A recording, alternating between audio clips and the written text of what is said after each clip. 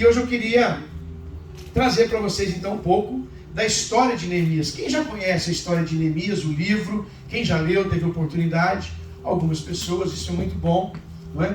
Neemias, como a Sheila falou, não era um construtor, ele era o copeiro do rei, não é? Ele foi um moço levado cativo, um escravo levado cativo durante o período em que Nabucodonosor entrou em Jerusalém, entrou em Israel, guerreou com o povo e levou o povo cativo. Ele destrói o templo, ele destrói todo o templo, todo o muro do templo, da cidade de Jerusalém, e ele leva cativo muitas pessoas para o cativeiro na Babilônia. E lá da Babilônia, 70 anos depois, um outro rei, chamado Ciro, faz um decreto dizendo: seja reconstruído o templo de Israel. Deus fala com Ciro. Ciro não era um homem de Deus, Ciro era o rei, né, da Babilônia, mas ele recebe uma palavra de Deus e ele faz um decreto, e decreta que o templo deve ser reconstruído. E então é enviado Esdras, que é um livro anterior a esse sim, um sacerdote da casa de Deus. Ele é enviado para reconstruir o templo. E logo em seguida, Neemias também é enviado para reconstruir os muros da cidade que estão ao redor de Jerusalém. Então eu quero falar um pouco sobre a vida de Neemias, como foi que tudo isso aconteceu e o que nós podemos aproveitar do livro de Neemias e aplicar para o nosso coração, para a nossa vida, para cada um de nós e para os dias atuais, claro, porque isso foi há muitos e muitos anos atrás. E a gente fica pensando, meu Deus, o que isso tem a ver comigo hoje? Muita coisa tem a ver conosco, tudo isso que Neemias vai viver. Amém? Então, se você pode, abre aí sua Bíblia, ou você já abriu, Neemias você encontrou, Neemias fica ali no Velho Testamento ainda, logo depois de Crônicas, vem aí Esdras, Neemias, Esther, aí vai vir o livro de Jó. Quem encontrou aí, diga amém. Amém. Amém, isso é bom, maravilha, glória a Deus. Então vamos lá, capítulo 1, versículo 1, para a gente entender um pouco da história e depois a gente passa a uma aplicação mais direta.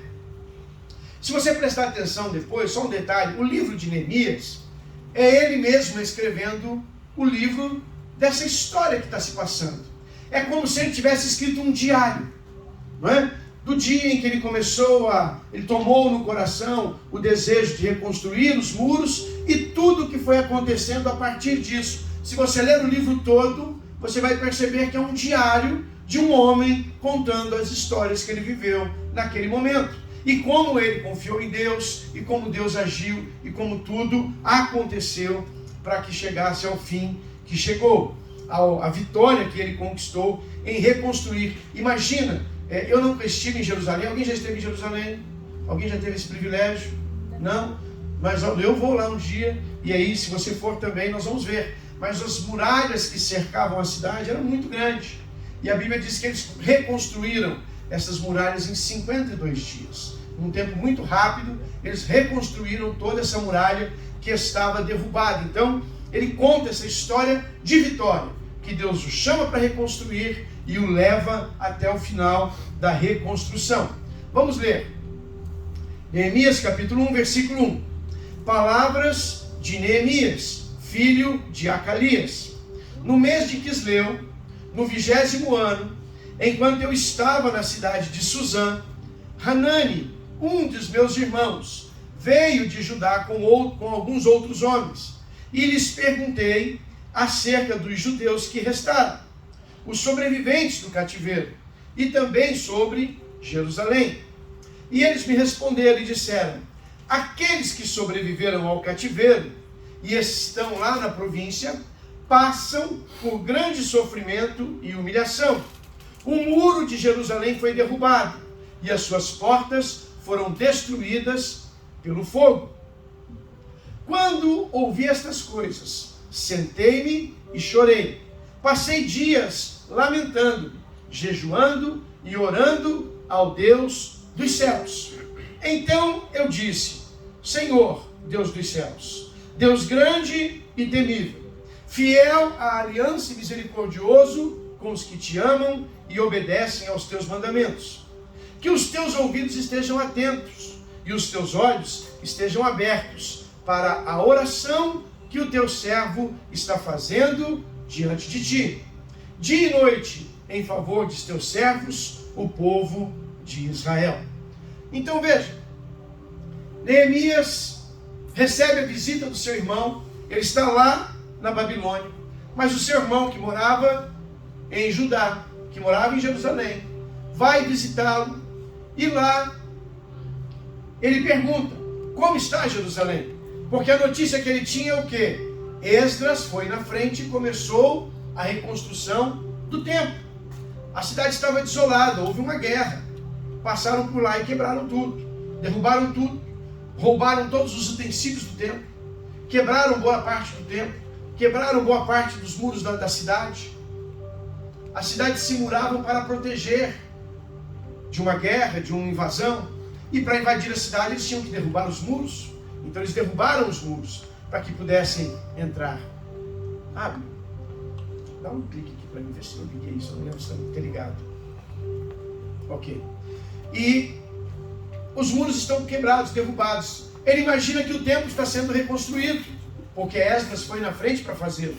E então a pergunta dele para o seu irmão é essa. Olha, como estão aqueles que não foram presos, não foram escravizados, aqueles que ficaram na cidade? Como eles estão? Como anda o nosso povo? E aí a notícia que ele recebe não é boa. Ele diz, nosso povo está em vergonha. Nosso povo está desolado. O nosso povo está passando por lutas e necessidades, porque o templo foi destruído, os muros estão derrubados, as portas estão queimadas, ou seja, a cidade estava numa calamidade. E então ele se põe a chorar, a se entristecer, a se sentir muito mal. E a Bíblia diz que ele diz, eu sentei-me e chorei. Passei dias lamentando-me, jejuando e orando diante do Deus dos céus. A atitude dele é a melhor quando nós não estamos bem, quando nós recebemos uma notícia ruim, quando nós recebemos uma notícia que não nos agrada. Ao invés de chorar e reclamar e lamentar, o melhor que podemos fazer é orar ao nosso Deus, porque Ele é poderoso para reverter qualquer situação.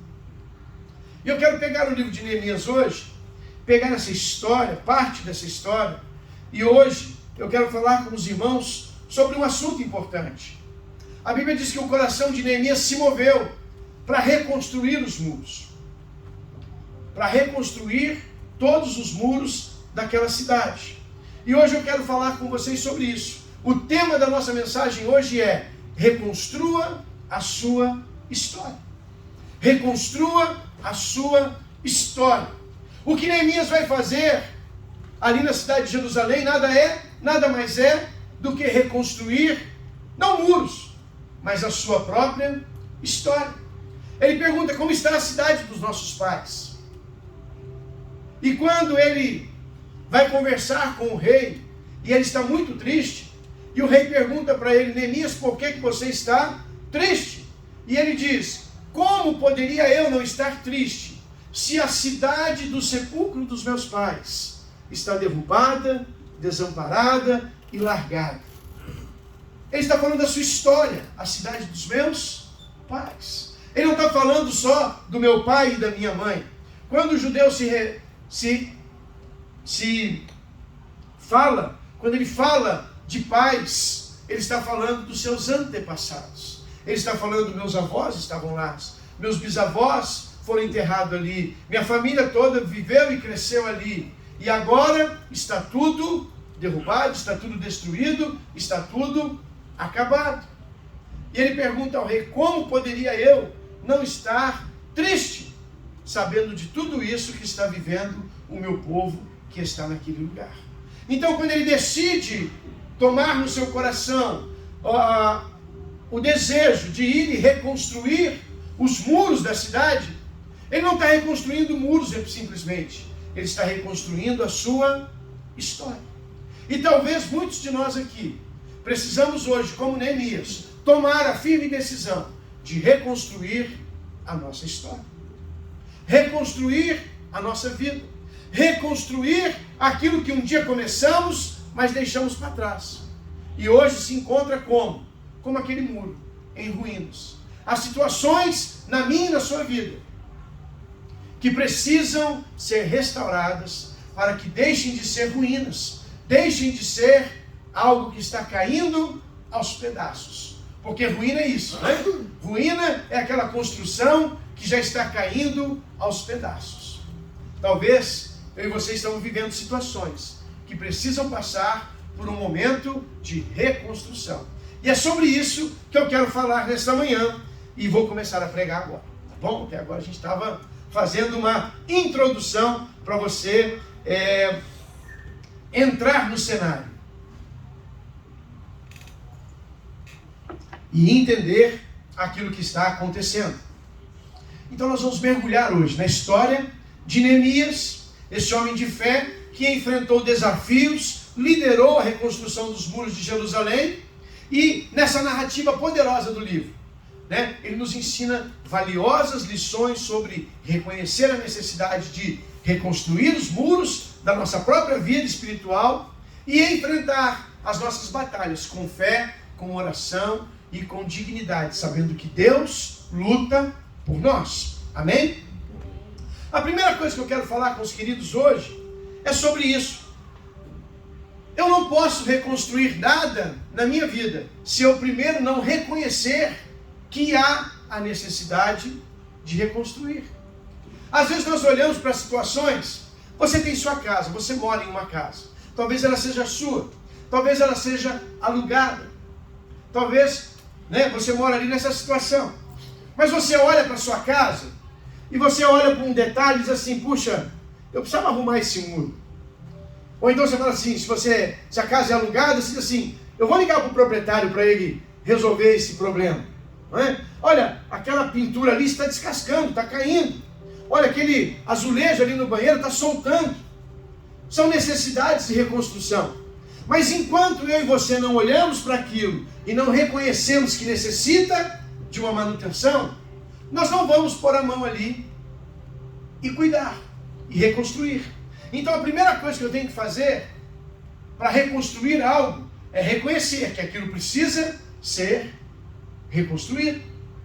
Ele pergunta para os seus irmãos, Neemias faz essa pergunta, como estão as coisas em Jerusalém?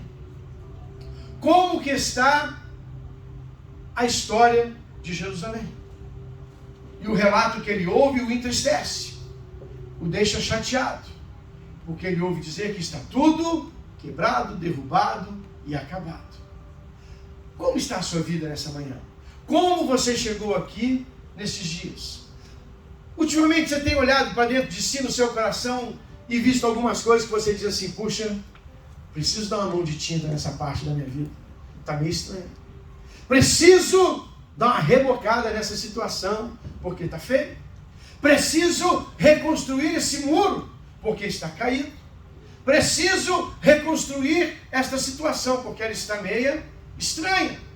Alguns de nós vamos olhar para dentro de si e começar a reconhecer que há situações na minha vida que eu preciso cuidar melhor.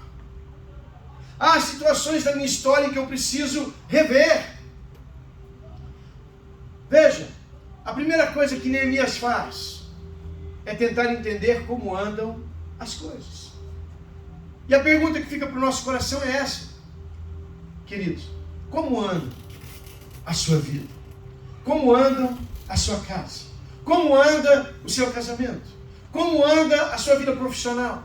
Como andam os seus negócios? Como andam a sua vida? Como está? Há algo que precisa ser reconstruído? Há algo que você precisa dedicar um pouco de atenção e dizer assim, não, eu preciso reparar essa situação. Quantos de nós saímos do Brasil e deixamos relacionamentos do Brasil quebrados? Alguns saímos numa boa, despedimos da família, abraçamos todos, aquele chororô todo, e vem embora. Alguns de nós saímos brigado com o pai, brigado com a mãe, chateado com o tio. Às vezes deixamos uma esposa, um casamento. Eu conheço história de pessoas que deixaram um casamento, filhos para trás e vieram para cá tentar recomeçar a vida. Mas carrega dentro de si aquele peso. Parece que está vivendo bem. Mas quando você conversa, ele diz, tenho saudades do meu filho, tenho saudades da minha esposa, eu tenho saudades do meu pai, nunca mais falei com meu pai, eu tenho saudades do meu tio, sabe?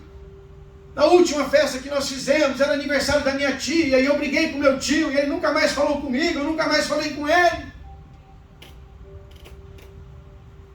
Situações que precisam ser reconstruídas.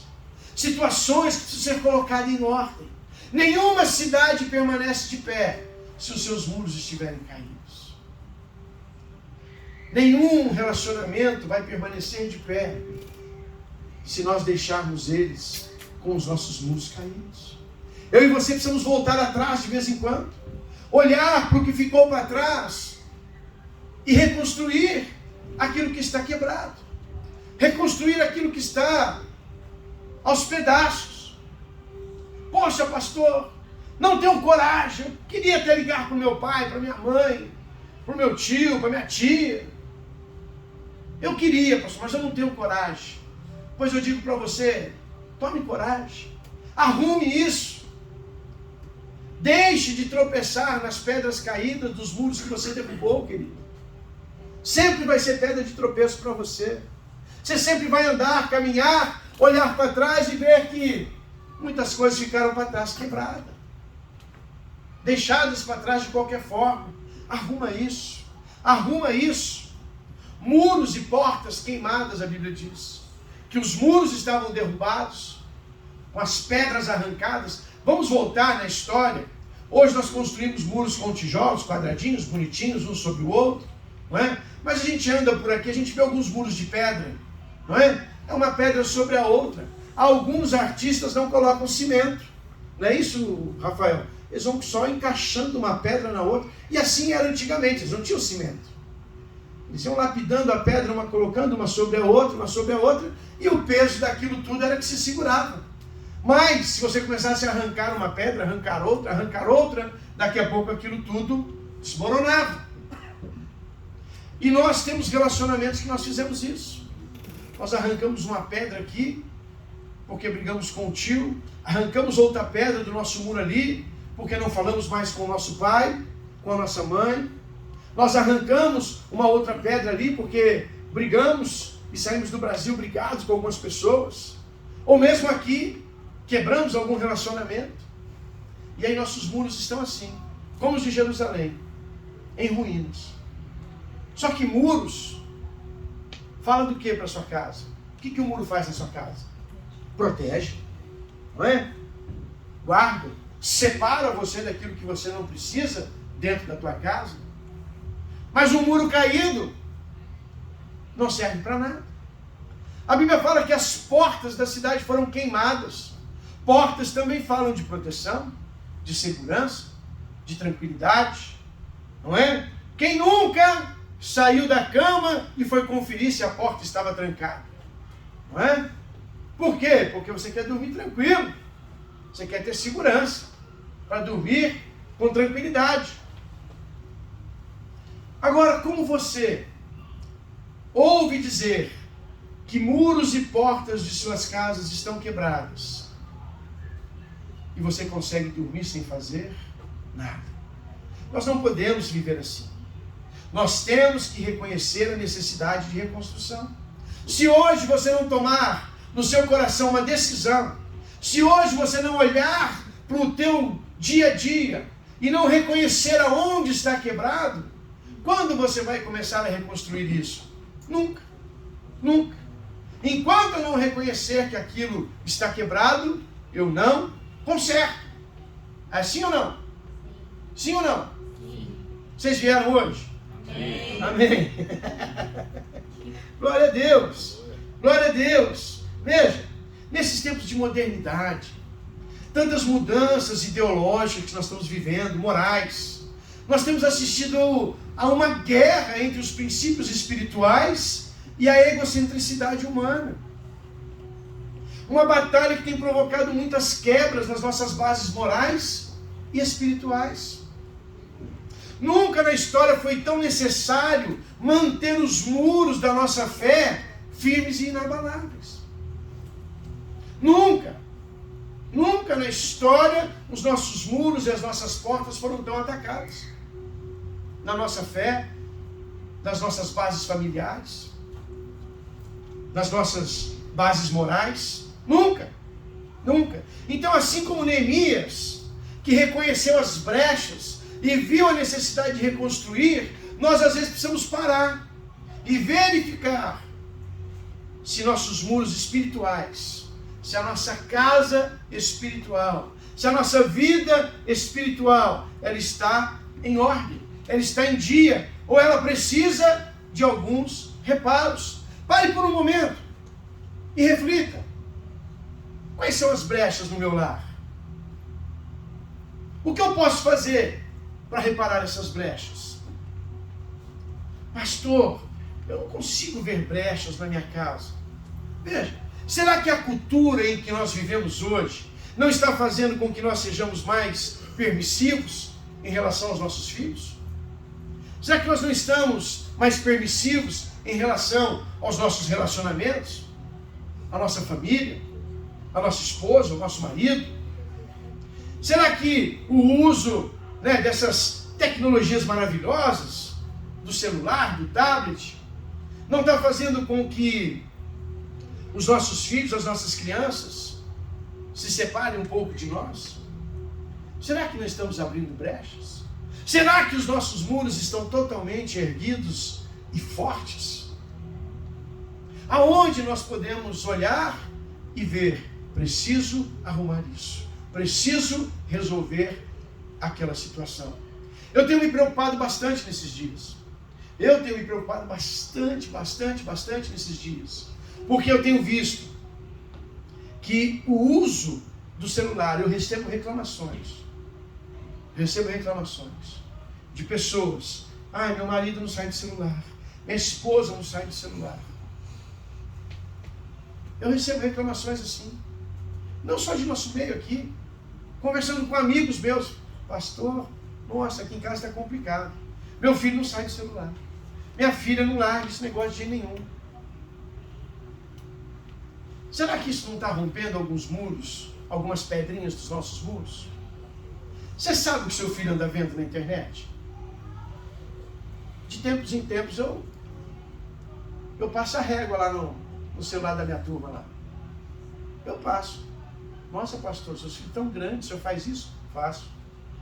Nossa, pastor, mas e a privacidade deles? A privacidade deles termina onde começa a minha. Minha responsabilidade como pai. Porque nossos filhos não têm condições de escolher, gente. Eles não sabem escolher tudo que vem. Eles não sabem separar tudo que vem. Tem coisas que eles veem que são simples e boas. Estou dizendo, tira o celular do menino. Nem vou falar isso porque eu sei que se tirar alguns aqui vão ficar doentes. É ou não é? Fala assim, pensa, não responde, não precisa responder. Mas põe a mão na sua consciência. Se você tirar o celular do seu filho hoje, fala assim, não vai pôr a mão. É grande a luta lá em casa, não vai ser? Vai ser grande a luta. Vai ser grande a luta. Vai ser grande. Vai dar briga. Vai ter gente que não vai almoçar, não vai dormir de noite. Você vai dar o celular para ele porque ele não vai deixar você dormir. Tá rindo, né? Tá rindo, mas é assim mesmo? Então será que isso não está roubando um pouco das nossas bases? Não é? Será que não estão tirando um pouco as nossas bases? Será que você não tem deixado, por conta da cultura em que a gente vive, nossos filhos usarem palavras que nós não usamos? Eu não sei você na sua casa, mas eu não falo palavrão. Nenhum. Eu vou falar um palavrão para você que eu falo. Titica. Mas eu não uso outra palavra que você usa para falar essa mesma coisa. Não falo. Por quê? Pastor é feio? É mal educado, né? Primeiramente é mal educado. Sendo crente, sendo católico, sendo o que você quiser. Não é questão de religião. Começa assim, é mal educado. Usar palavrões. É mal educado. No mínimo, a pessoa é mais educada. No mínimo. A gente entrar para o lado religioso, para o lado da palavra, tem coisa que é pecado. Né? Mas pastor, falar titica é pecado? Não, não é titica, é pecado. Não é pecado. Mas fica de bom tom. Você está toda hora falando, ai, que titica, nossa, que titica, nossa, que titica, nossa, que titica. Titica é leve, né, irmão? Tô pegando leve, né? Tô pegando leve. Não é bom. Agora, se eu falo, o que eu espero que meu filho fale? Daí para cima, né? Quando eu abro a porta, né? Porteira aberta, passa boi, passa boiada. Né? Aí daqui a pouco ele te fala algum palavrão e você, menino, onde você aprendeu isso? Né? Às vezes em casa mesmo, às vezes na escola, vai aprender. Mas seus filhos não aprenderam? Claro que aprenderam, em algum lugar já aprenderam. Não são surdos, né? Infelizmente. Felizmente não são surdos. Felizmente não são surdos.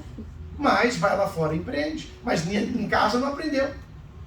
E quando um deles fala comigo de alguma forma que não me agrada, a minha pergunta para eles é essa. Com quem que você aprendeu a falar assim comigo? Eu não te ensinei. Eu não te ensinei. Quem te falou que você pode responder assim para mim? E a minha pergunta é assim, eu falo assim com você? Não. Então por que você está falando comigo? Quem te deu essa liberdade? Não quero. Sabe o que eu falo para eles? Não sou seu amiguinho lá da escola. Lá você chama de cara, mano, brother. Eu sou pai. Em casa é pai. É mãe. É assim. É assim. Senão as muralhas vão cair. Senão, nossos muros vão se encher de brechas. Mas eu preciso reconhecer isso. Eu preciso ver onde estão essas pequenas brechas. O que está derrubando os meus muros? Eu e você precisamos reconhecer a necessidade de reconstrução. Senão, nós não vamos reconstruir nada. Como que eu vejo a necessidade? Observando. Como está tudo? E não é só com os filhos, é com o casamento. Como você fala com a sua esposa? Como a sua esposa fala com você? Como vocês se tratam dentro de casa?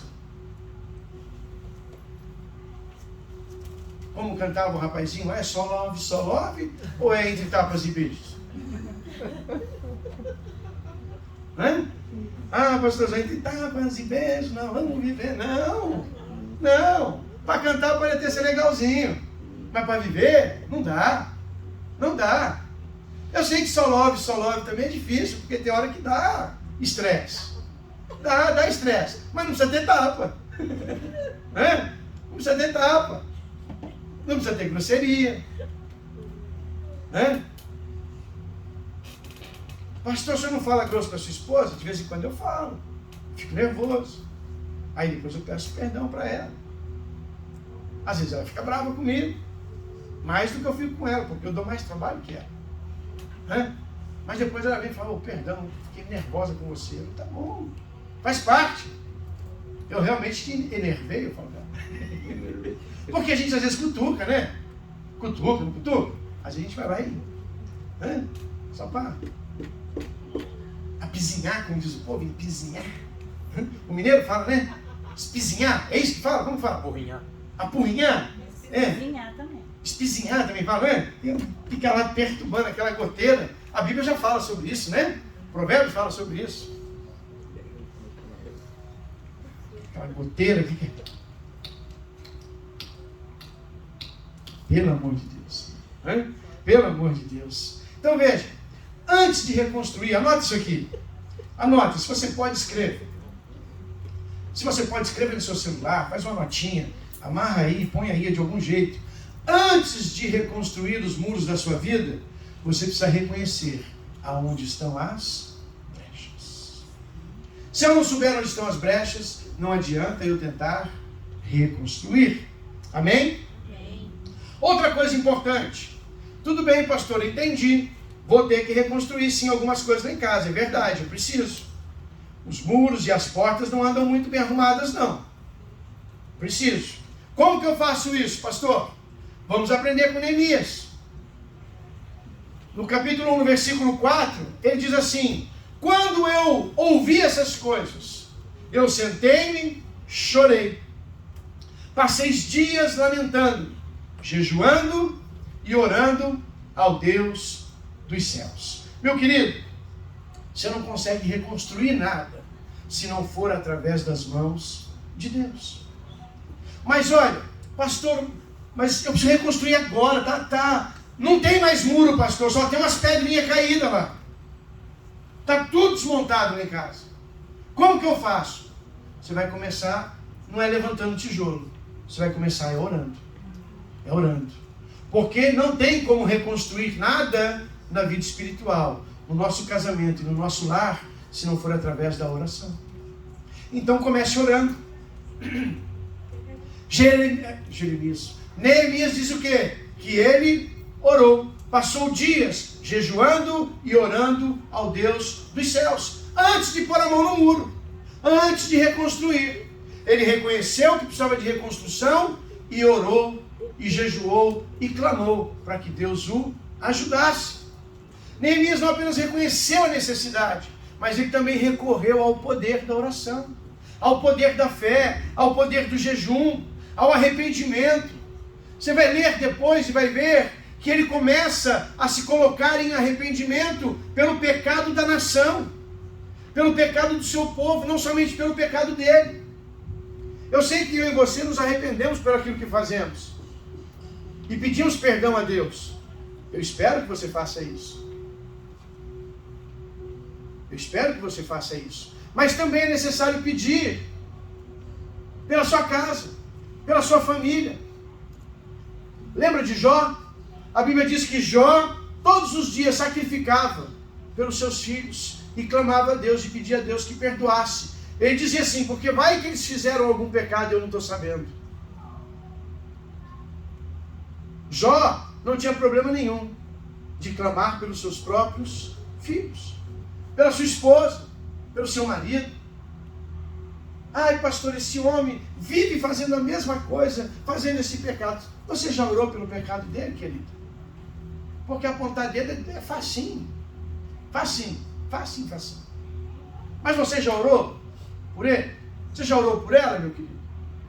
Ai, pastor, esse meu filho está dando trabalho. Você já orou por ele? Já jejuou por ele? Já colocou ele na presença de Deus? Pastor, ele não quer ir. Leve ele em oração, filho. O Espírito vai primeiro. Daqui a pouco vai o corpo também. Deus traz. Deus traz. Deus traz. Neemias levanta um clamor pelo pecado da sua nação. Ele reconhece assim, Deus, é verdade que os muros foram derrubados, a nação foi destruída, porque ela pecou, porque ela fez coisas que não agradavam o Senhor. Mas eu estou aqui pedindo perdão e me ajuda a reconstruir. E orou e jejuou e Deus o ajudou. Então eu e você não podemos esquecer as armas que nós temos. Nas últimas 3 semanas nós falamos de 3 armas poderosas que Jesus deixou para nós.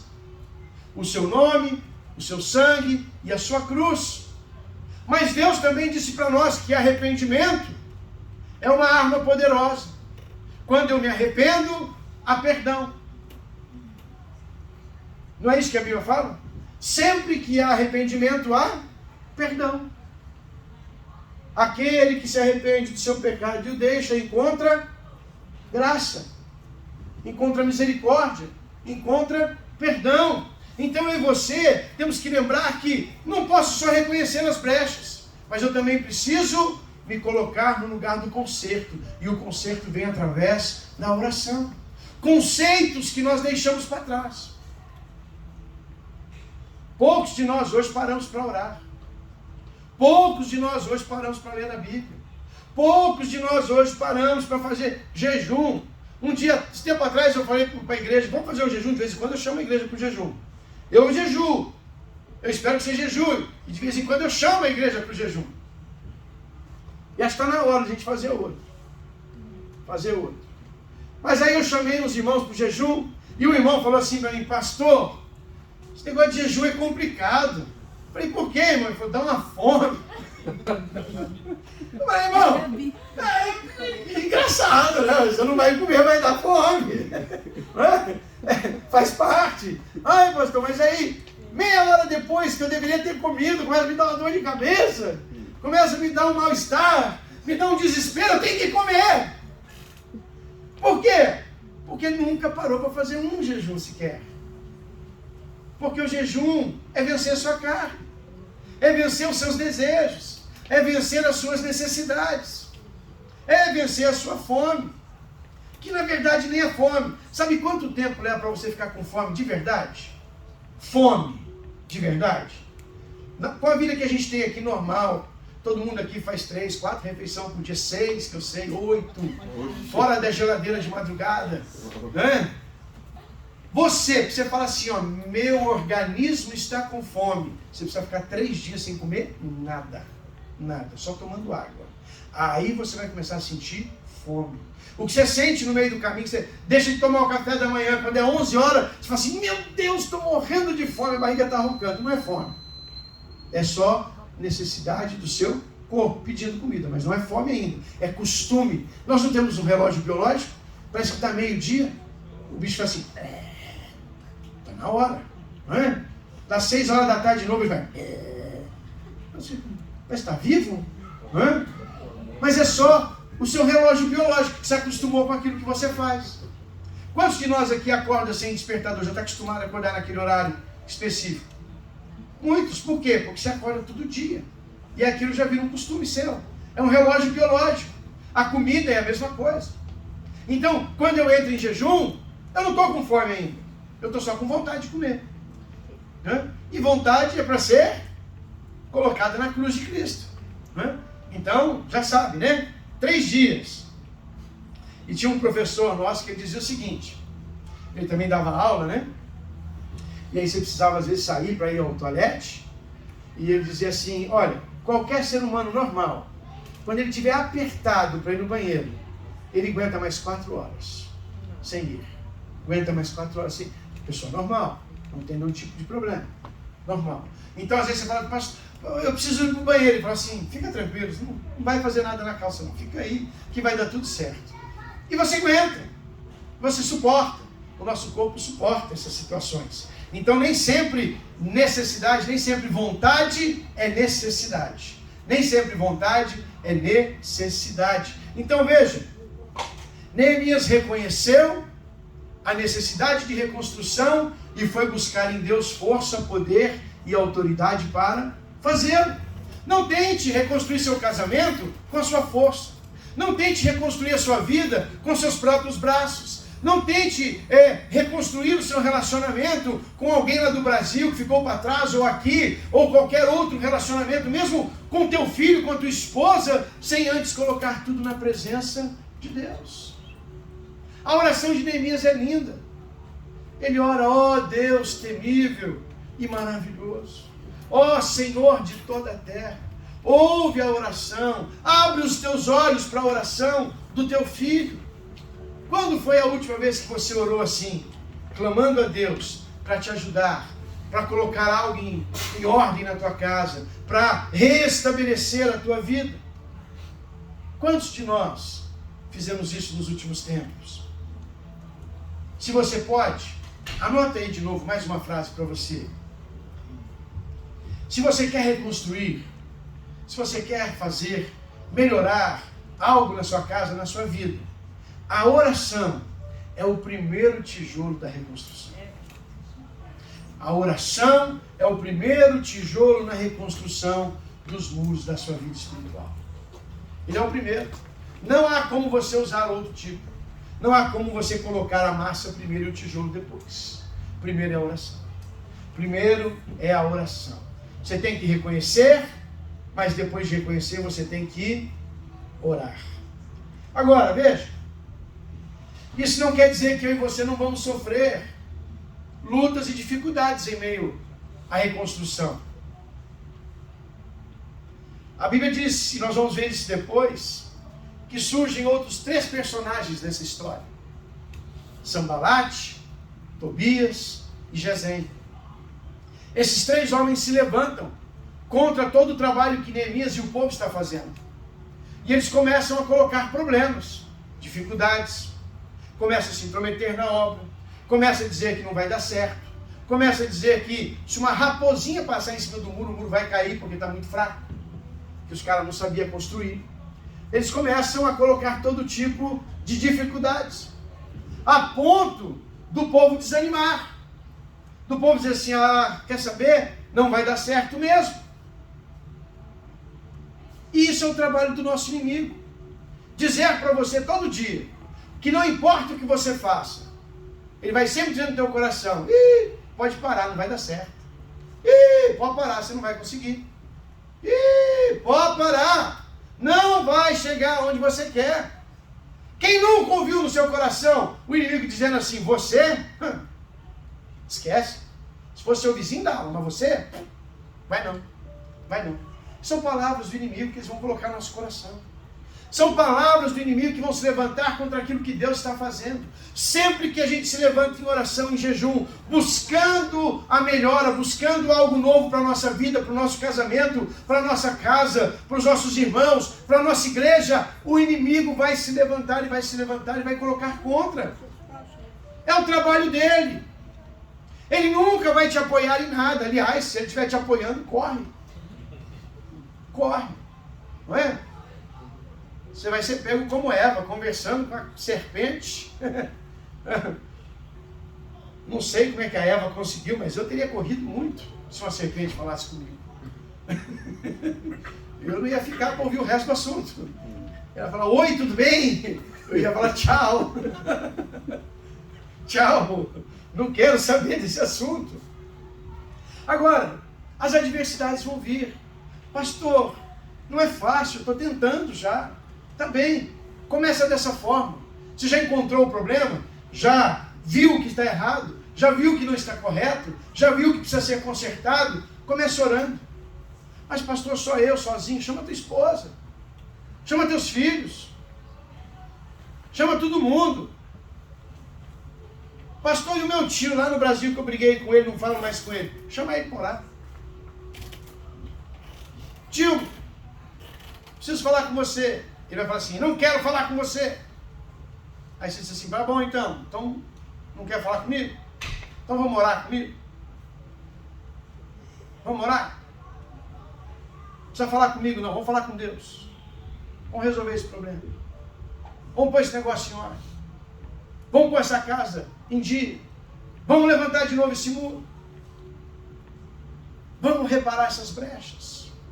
Brechas falam de pequenos lugares onde pequenas coisas podem penetrar. Uma represa não pode ter brecha. Uma pequena brecha numa represa pode levar um tempo, mas vai romper a represa inteira. Uma gotinha começa a escapar, 2, 3, daqui a pouco é um fiozinho de água que está correndo, e daqui a pouco está passando um jato d'água, e daqui a pouco aquilo tudo desmorona. Porque uma pequena brecha pode abrir espaço para passar qualquer coisa.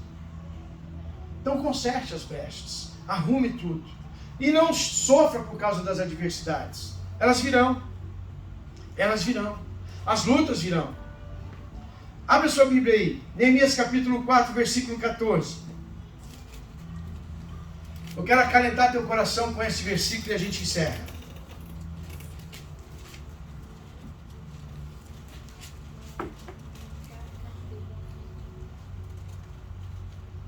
Esse terceiro ponto da mensagem, se eu pudesse, eu diria assim, enfrentando a oposição e perseverando. Neemias capítulo 4, versículo 14, ele diz assim para o seu povo, não tenham medo deles. E eu diria assim para você hoje, não tenha medo do inimigo, não tenha medo das adversidades, não tenha medo daqueles que vão se levantar contra, não tenha medo, diz ele. Lembrem-se de quem? Do Senhor, que é o que? Grande e temível. E lutem pelos seus irmãos, pelos seus filhos, pelas suas filhas, por suas mulheres e por sua casa. Meu irmão querido, minha irmã querida, eu e você somos chamados para lutar por nossa casa e por nossa família. Ninguém mais vai lutar pelo teu casamento, querido. A vizinha, no máximo ela vai dizer assim para você, separa, esse marido não dá não. Você larga ele, 3 semanas depois ela está com ele. 3 semanas depois ela está com ele. Se não demorar 2. Mas o que Deus está dizendo para você é: lute. Lute pelos seus irmãos. Lute pelos seus filhos. Lute pelas suas filhas. Lute pelas suas mulheres. Lute pela sua casa. Não desista de lutar pela tua família. Não desista de lutar pela sua casa. Ah, pastor, está tudo difícil lá. Ninguém quer saber de nada. Só eu que vou à igreja. Só eu que oro. Só eu que busco. Só eu que jejuo. Continue, querido. Não pare. Não pare. Porque às vezes a gente pensa que está sozinho. Mas a gente se esquece que Deus está conosco. O Senhor está do nosso lado. Ele jamais vai nos abandonar. Ele jamais vai nos deixar de lado. Se você parar nas primeiras adversidades, você nunca vai terminar nada. Nada. As lutas vêm. Os inimigos tentam te desanimar. Mas a alegria do Senhor sempre será a nossa força. Sabe, vai se levantar aquele que vai trazer de volta o vício que você tinha e te oferecer.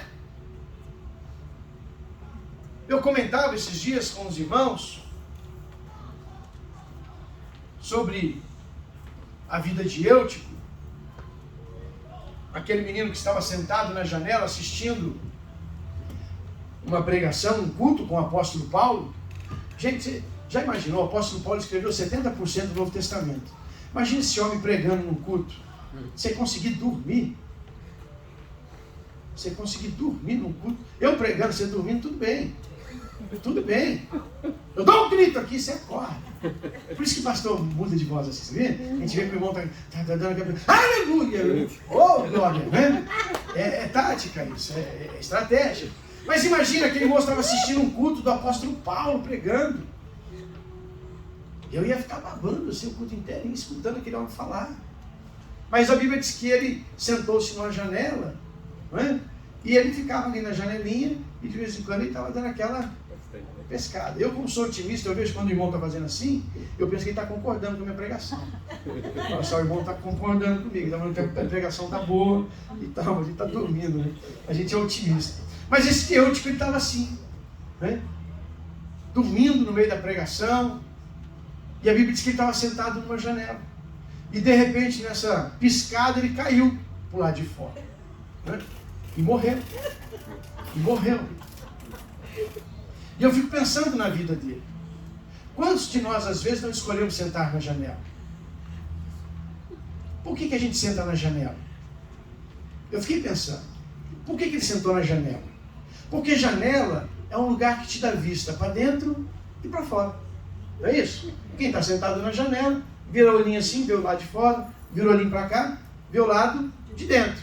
Estou acompanhando o culto, tá bom, estou aqui para dentro. Deu uma chateada no culto, estou lá para fora. Lá tem festa, lá tem bagunça, lá tem os meninos lá no boteco, né, para lá e para cá. Então ele está assim, para que lado que eu vou, né? Para que lado está melhor. Quem senta na janela está dizendo o seguinte: estou na dúvida, o lado que ficar melhor eu olho, eu fico, eu participo, eu vou. Até que o momento em que ele dorme, e quando dorme cai para o lado de fora. Por que ele não cai para o lado de dentro? Por que Eutico não cai para o lado de dentro? Cai para o lado de fora? Veja, o corpo todinho de quem está sentado na janela está para o lado de dentro. Você está com as perninhas para dentro, sentado na janelinha. Se tiver que cair, você cai para dentro. Por que cai para fora? Porque a gente sempre vai cair para o lado que o nosso coração está inclinado. E o coração dele estava inclinado para fora. A gente sempre vai cair para aquilo que o nosso coração nos inclina. Se você tem dificuldade com o sexo oposto, você vai cair com o sexo oposto. Você tem dificuldade com bebida, você vai cair com a bebida. Você tem dificuldade com droga, você vai cair com droga. A gente sempre vai cair naquilo que o nosso coração nos inclina. E quando o nosso coração nos inclina, vem uns incircuncisos e vem inclinar nosso coração. Você está fugindo da droga, mas vem um e oferece. De graça ainda. Você está fugindo da cachaça, vem um e oferece. Você está correndo das coisas erradas. E vem os filhos de Belial e trazendo de bandeja. Então cuidado com o nosso coração. Cuidado com o nosso coração. Porque para onde ele inclinar, é para onde nós vamos cair. Então inclina o teu coração ao Senhor. Davi, ele clama ao Senhor e diz: Senhor, dá-me um coração inclinado ao Senhor. Dá-me um coração inclinado ao Senhor. Porque o nosso coração não é inclinado para Deus. Naturalmente não. Naturalmente meu coração é inclinado para onde? Para a carne. Para as coisas da carne. Mas eu tenho que orar a Deus e dizer: Deus, dá-me um coração inclinado a Ti. Dá-me um coração inclinado a Ti. Eutico não orou. Se tivesse orado, tinha caído para dentro. Podia ter caído, mas ia cair para dentro, mas caiu para fora. Veja, se você parar nas primeiras adversidades, você não vai construir nada. A adversidade, na verdade, ela é o martelo que forja a nossa coragem. A adversidade é o martelo que forja a nossa coragem. Já viu aquelas pessoas antigas forjando uma espada, uma faca, põe aquele metal no calor, deixa ficar vermelho, aí põe sobre um ferro, uma bigorna, e martela aquilo, martela até que vai tomando a forma e ficando aquilo que tem que ser. E fica forte, fica poderoso, fica firme, fica afiado. Por quê? Porque o martelo e o calor forjaram aquela espada, aquele metal. Então, a adversidade é o que nos forja também. É o ser posto, às vezes, no fogo, que nos forja também. É o ser martelado, às vezes, pelas lutas e dificuldades, que forjam também a nossa coragem, as nossas forças. O ditado diz o seguinte, que um bom marinheiro não é formado nas academias, mas nas tempestades no meio do mar. É lá no meio do mar, quando ele agarra a sua primeira tempestade, que se descobre quem vai ser o bom e o mau marinheiro. O que aguentou e segurou o barco, ou aqueles que passaram mal e pularam do barco. Então nós não somos forjados nos dias fáceis. Nós somos forjados nos tempos difíceis. Então situações difíceis e complicadas, elas não são para nos maltratar. Elas são para nos deixar melhor, nos tornar mais fortes, nos tornar melhores. Muros que foram derrubados não são para destruir as nossas vidas, mas para nos fortalecer e nos ensinar a reconstruir com as forças e o poder do nosso Deus poderoso. Aonde eu arrumo essa força, pastor? No jejum e na oração, meu amigo. No jejum e na oração. Pastor, dá trabalho. Querido, empurra minhoca na descida. Você não quer trabalho. Vai empurrar minhoca na descida. Aí facilita a tua vida. Ai, pastor, mas tem que orar. Tem que jejuar. Querido, por que eu tenho que orar, pastor? Olha, por quê? Porque exatamente eu não sei te dizer. Mas eu vou lembrar de uma pessoa que orava muito. Jesus. Se ele, sendo filho de Deus, precisava orar, eu imagino nós. Eu imagino nós. Imagino nós. E irmãos, vou pedir um apelo aqui agora. Orem por mim. Orem pela minha vida. Orem pela minha casa, pela minha família. Eu careço da oração de vocês. É importante a oração dos irmãos. Aí você diz assim, ai pastor, será que a minha oração vai te ajudar? Vai. Eu creio que a sua oração vai me ajudar. Eu creio que a sua oração vai me abençoar. Então ore por mim, eu oro por vocês. Orem por mim também. Orem por mim. Orem pela minha vida. Amém? Até porque, querido, você vai lembrar que lá no Getsemane, Jesus estava orando e a Bíblia diz que num determinado momento ele começou a pingar suor e do seu suor brotavam gotas de sangue. E a Bíblia diz que logo em seguida ele se levanta e vai até os seus discípulos e encontra eles como? Dormindo. E pergunta, dá para vocês orar comigo um pouquinho?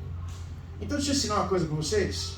Olhem por mim, porque quando a igreja não ora, o pastor sua sangue. O pastor tem que suar sangue. Então ore por mim também. Abençoe minha vida. Amém? Amém? Posso contar com a sua oração? Amém. Amém? Eu não me importo de ter que suar sangue, mas eu não quero. Não quero. Se precisar, nós vamos lá.